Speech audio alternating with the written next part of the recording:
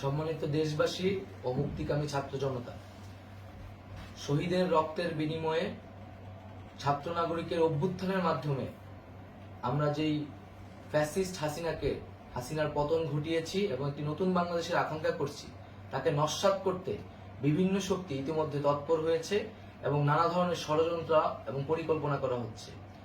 আমরা মুক্তিকামী ছাত্র জনতার পক্ষ থেকে স্পষ্টভাবে বলতে চাচ্ছি যে এই বাংলাদেশকে ফ্যাসিবাদী রেজিম থেকে মুক্ত করার জন্য এবং একটি নতুন বাংলাদেশ, জনগণের বাংলাদেশ প্রতিষ্ঠার জন্য সকল ধরনের ষড়যন্ত্রকে নস্যাৎ করার জন্য, প্রতিহত করার জন্য বাংলাদেশের ছাত্র জনতা কিন্তু সদা প্রস্তুত রয়েছে।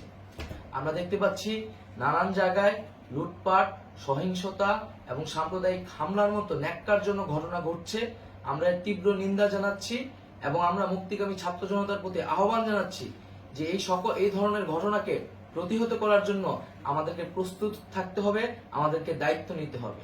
কেউ যাতে এই আন্দোলনকে নস্যাৎ করার জন্য এই ধরনের ঘটনা ঘটানোর সুযোগ না পায়, সেদিকে আমাদের সদা সতর্ক থাকতে হবে।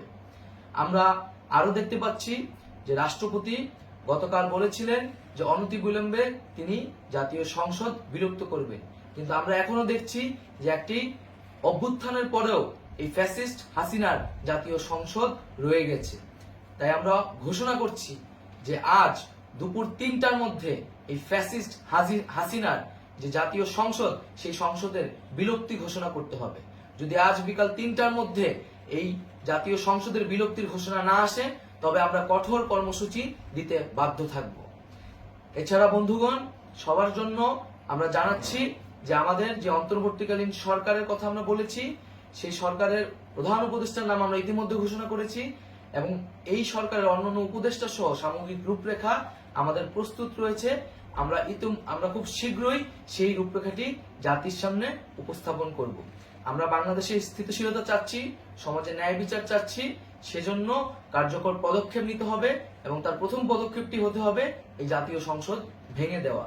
এবং সবার প্রতি আহ্বান থাকবে, আপনারা শান্তিপূর্ণভাবে অবস্থান রাখুন, শান্তিপূর্ণভাবে এবং অহিংসভাবে এবং সকল পরিকল্পনাকে, ষড়যন্ত্রকে নস্যাৎ করার জন্য সদা সতর্ক থাকুন।